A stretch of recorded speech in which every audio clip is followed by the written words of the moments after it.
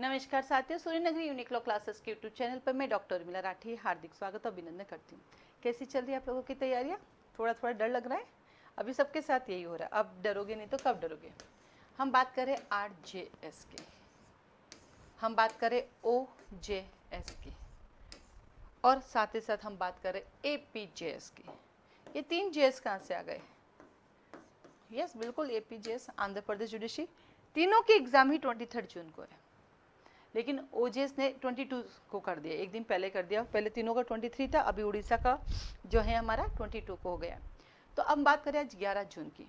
11 जून से आपको 20 जून तक पढ़ना है, मतलब 11 से 20 तक पढ़ना है। 21-22 को नहीं पढ़ना है, 23 को आपका एग्जाम है।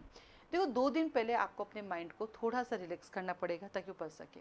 तो आइए देखते हैं आज से आपको कैसे पढ़ना है। तो स्टार्ट करते हैं अपनी CRPC।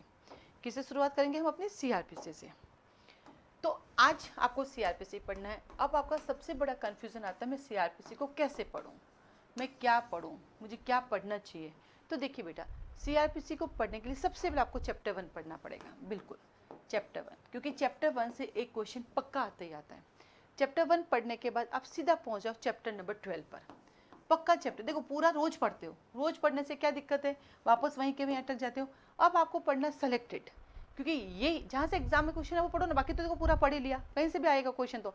लेकिन अब आपको प्रायोरिटी देने की, मैं पहले ये कर लेती हूँ, बाकी मेरे से होगा नहीं होगा कोई दिक्कत नहीं है। तो आज के दिन में मुझे चैप्टर 1 तो पढ़ना ही है, पहले सबसे पहले उठाऊंगी मैं, फिर चैप्टर नंबर 12 उठाऊंगी मैं, यहाँ से सवाल आता है। फिर मैं पढ़ूंगी चैप्टर नंबर 14, मेरा यहाँ से भी क्वेश्चन आएगा। फिर मैं पढ़ूंगी चैप्टर नंबर मेरा 16, यहाँ से भी पक्का प्री का क्वेश्चन आता है मेरे।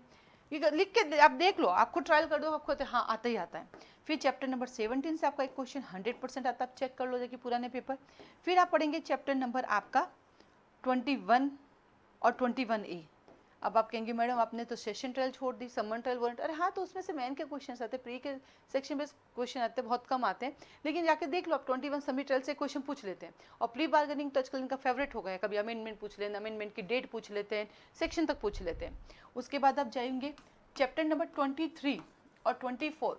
अगर मैं कहूँ पूरी CRPC की वेरी इंपॉर्टेंट चैप्टर से, और चाहे अकम्प्लिश की हम बात करें तो भी आपसे पूछा जा सकता है, चाहे फ्री लीगल एड की बात करें तब भी आपसे पूछा जा सकता है, चाहे 309 की बात करूँ, चाहे मैं 300 आपके 9 की बात करती हूँ, मैं 319 की बात करती हूँ, मैं आपके 313 की बात करती हूँ, मैं आपके 315 की बात, सब कुछ इसमें है और ये वेरी इंपॉर्टेंट है, इनको प्रायोरिटी दे। और देन आप चैप्टर नंबर 29 में अपील में जाइए, फिर आप रिविजन कीजिए अपना। और आजकल आपने एक नया चैप्टर देखो, इसके बाद 32 बेल एंड बॉन्ड को देखिए। और आजकल एक नया क्वेश्चन आता है 460 या 461, पता नहीं क्या इनका फेवरेट होने लगा है, इरेगुलर प्रोसीडिंग्स, जो बात करता है आपके चैप्टर नंबर 35 की, 34 की। चैप्टर नंबर आपका 34 की बात करता है, 34 35 इरेगुलर, 35 का कंफ्यूज हो गई आज मैं, हाँ जी, चैप्टर 35 की बात करता है। हाँ, 36 से भी एक क्वेश्चन आता ही आता है, लिमिटेशन को लेके पूछ लेते हैं। और देन आता है आपके पास चैप्टर नंबर 37। तो देखो पहले प्रायोरिटी इनको पढ़ो। जैसे मान लो अभी आप पढ़ने बैठे हो, अगले 4 घंटे के अंदर इन चैप्टर को कंप्लीट करो। ये चैप्टर कंप्लीट हो गए, उसके बाद बाकी का जो बचा वो देख लो। ऐसे करके CRPC को आप अपना खत्म करें। अब आपके पास सवाल आता है कि मैडम मैंने इतने टाइम से CRPC पढ़ रही हूँ, मैंने तो 1000 क्वेश्चन 1500 क्वेश्चन निकाले, अब मुझे क्या करना चाहिए, अब मैं क्या करूँ CRPC को लेके, फिर से 1000 क्वेश्चन सॉल्व करूँ कि नहीं। तो मेरे पास इसके लिए 2 ऑप्शन है। पहला ऑप्शन है मेरे पास कि मैंने बैठ के, जैसे कि आपने मेरी माइनर की गाइड देखी होगी RJS की, मैंने बहुत सारे सब्जेक्ट 11 सब्जेक्ट के बहुत अच्छे अच्छे क्वेश्चन बनाए हैं, हर एक टॉपिक को कवर किया। वैसे ही मैंने CRPC की ई बुक बनाई है जिसके अंदर 300 क्वेश्चन है, जो अपने आप में सफिशिएंट है, क्योंकि मैंने बहुत खोद के ढूंढ के है ना मेहनत करके बनाई कि इसमें से क्योंकि आना तो वही 9 से 10 क्वेश्चन आते हैं, जनरली 9 क्वेश्चन आते हैं, बट हम मान के चलते हैं 9 से 10 क्वेश्चन आते हैं, ठीक है।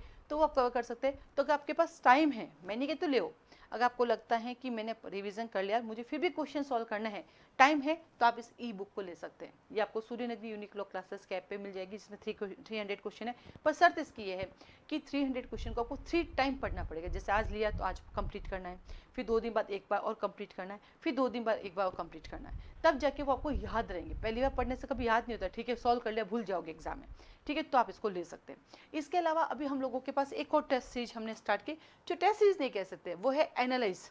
क्या करना है उसमें, आपको अपने आप को एनालाइज करना है। उसको लेके हमने एक छोटा सा टास्क निकाला है।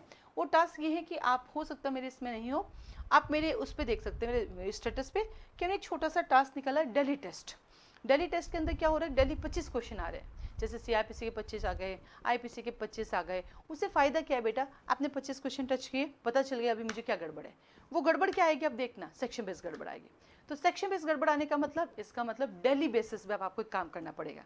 और वो इतना सा कर लो कि आप जब भी पढ़ने बैठते हैं उसका स्टार्टिंग का आधा घंटा अपने 15-16 जो सब्जेक्ट है उनके इंडेक्स खोल दो और बस उनको देखो, ये काम फिक्स कर लो, तो सेक्शन बेस्ड क्वेश्चन आपका कभी भी गलत नहीं होगा। और सोने से पहले एक और काम करो कि रात को स्लीपिंग टाइम, मतलब जब भी आपका पढ़ाई एंड करने का टाइम है, उस पर दूसरा काम करो, जितने भी सब्जेक्ट हैं इन सब की कमेंसमेंट डेट, इन सब पे राष्ट्रपति जी की सिग्नेचर डेट और कुछ एक्ट में इनकी पब्लिश डेट वो जरूर देखें। और साथ ही साथ जैसे एसआरए का अमेंडमेंट उसकी डेट देख ले, जैसे कि आपका एनआईए का अमेंडमेंट उसकी डेट देख ले, वो देखे दो। प्लस कई बार आईपीसी में अमेंडमेंट हुए हैं, सीआरपीसी में हुए हैं, एविडेंस में हुए, उनका एक जगह लिख लो और उनको रूटीन पढ़ो, क्योंकि देखो एक दिन में रट्टा नहीं जाएगा, कोई शॉर्टकट नहीं है, ये फिक्स करो। तो सोने से पहले ये सारी डेट देखकर सोना है, और सुबह जब भी आप पढ़ने बैठो, सॉरी पढ़ने, क्योंकि दोस्तों सोना जगना सबका अलग अलग टाइम है, कोई रात भर पढ़ता है सुबह सोता है, कोई सुबह उठता है रात भर सोता है, सबका अलग अलग। जब पढ़ने बैठते हो तब पहले इंडेक्स, देन अपना सब्जेक्ट, और जब एंडिंग करते हो तो सबके कमेंसमेंट डेट, सिग्नेचर ऐसे करके अगले 10 डेज आपको पढ़ना है। और देन आपका हिंदी इंग्लिश वो तो आपको चला नहीं, तो डेली एक वीडियो आएगा, जैसे आज मैं सीआरपीसी को लेके आई हूँ वैसे ही मैं आपके साथ आऊँगी अगले सब्जेक्ट के साथ, कि आपको आज के दिन पढ़ना तो पहले किन को प्रायोरिटी देकर पढ़ना है, ठीक है। डरे नहीं, स्ट्रेस फ्री रहे, देखो डरना सबके लिए है, सब इक्वल है।